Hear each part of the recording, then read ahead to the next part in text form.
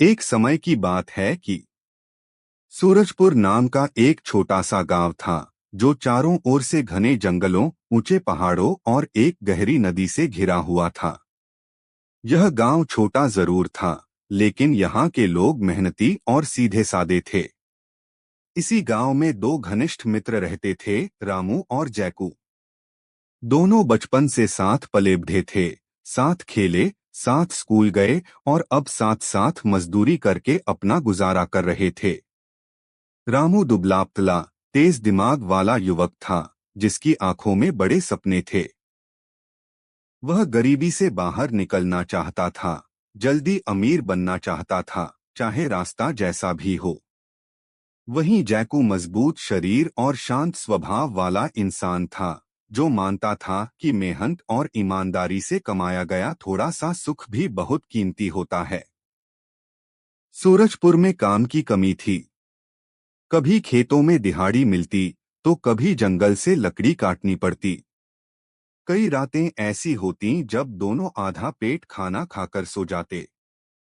एक शाम नदी के किनारे बैठे रामू ने गहरी सांस लेते हुए कहा कि कब तक वे यूं ही गरीबी में जीते रहेंगे, क्या जिंदगी बस यही है। सुबह मजदूरी और रात भूखे पेट सोना। जैकू ने उसे समझाते हुए कहा कि जिंदगी जैसी भी हो, अगर ईमान से हो तो सुकून देती है, लेकिन रामू के मन में सुकून से ज्यादा लालच जगह बना चुका था। उसने कहा कि सुकून से पेट नहीं भरता और उसे अमीर बनना है, किसी भी तरह। गांव में एक पुरानी और डरावनी कहानी मशहूर थी।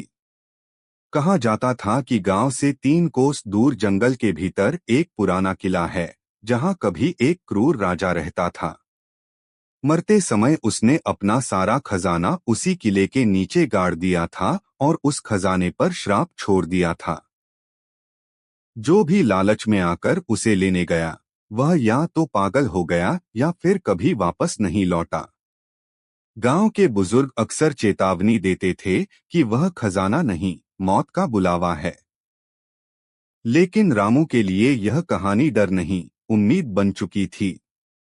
एक दिन गांव में एक अजनबी आया। लंबा चौड़ा शरीर, चालाक आंखें और चेहरे पर रहस्यमयी मुस्कान। उसका नाम था वीरू। उसने शहरों की दुनिया देखी थी और मीठी बातों में लोगों को फंसाने का हुनर जानता था। वह जल्दी ही रामू से घुल मिल गया और एक रात धीमी आवाज में बोला कि क्या वह उस किले के खजाने के बारे में जानता है। जब रामू ने हाँ कहा, तो वीरू ने बताया कि यह सिर्फ कहानी नहीं, सच और खजाना आज भी वहीं मौजूद है। रामू की आंखों में चमक आ गई। उसे लगा जैसे उसकी किस्मत का दरवाजा खुलने वाला हो। रामू ने यह बात जैकू को बताई, लेकिन जैकू ने साफ मना कर दिया। उसने कहा कि लालच इंसान को अंधा कर देता है और यह रास्ता सही नहीं है। लेकिन रामू रुकने को तैयार नहीं था। वीरू ने भी जैकू को उकसाते हुए कहा कि जो डर गया वह कुछ नहीं पाता। दोस्ती के कारण जैकू ने आखिरकार साथ चलने का फैसला किया, यह सोचकर कि अगर रामू फंसेगा तो कम से कम वह उसे बचा सकेगा। तीनों जंगल की ओर निकल पड़े। जंगल इतना घना था कि दिन में भी अंधेरा लगता था। अजीब अजीब आवाजें, जानवरों की गुर्राहट और पत्तों की सरसराहट हर कदम पर डर पैदा कर रही थी। पहली ही रात उन्हें महसूस हुआ जैसे कोई उन्हें देख रहा हो, उनका पीछा कर रहा हो। जैकू का दिल घबरा रहा था, लेकिन वीरू हंसकर कहता रहा कि यह सिर्फ जंगल का वहम है। 3 दिन की कठिन यात्रा के बाद वे उस पुराने किले तक पहुंच गए। टूटी हुई दीवारें, काली पड़ी ईंटें और चारों ओर फैला सन्नाटा। ऐसा लग रहा था जैसे वह किला अब भी जिंदा हो और उन्हें घूर रहा हो। जैसे ही वे अंदर दाखिल हुए, किले का भारी दरवाजा अपने आप बंद हो गया।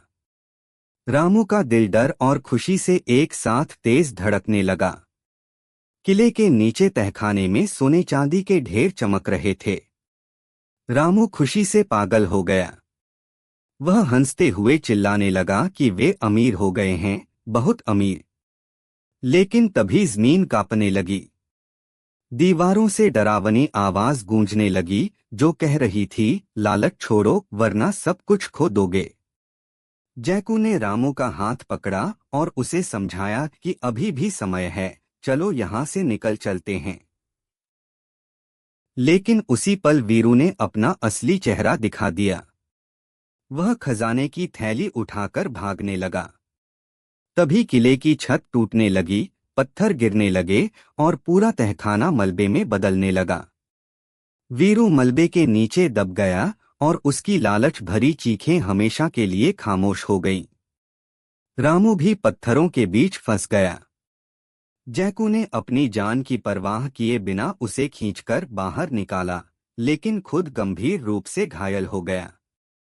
किले से बाहर निकलते ही सब कुछ शांत हो गया, जैसे किले ने अपना श्राप पूरा कर लिया हो। रामू पहली बार फूट फूट कर रोया। उसे एहसास हुआ कि लालच ने उसे कितना अंधा कर दिया था और उसने क्या क्या खोते खोते बचा लिया। जैकू की दोस्ती ने उसकी जान बचाई थी। गांव लौटकर रामू ने सबके सामने कसम खाई कि अब वह कभी लालच के पीछे नहीं भागेगा। वह मेहनत करेगा, ईमानदारी से जिएगा और अपने दोस्त की तरह सुकून भरी जिंदगी चुनेगा। गांव के बुजुर्गों ने कहा कि लालच का रास्ता छोटा और आसान लगता है, लेकिन उसकी मंजिल हमेशा विनाश होती है।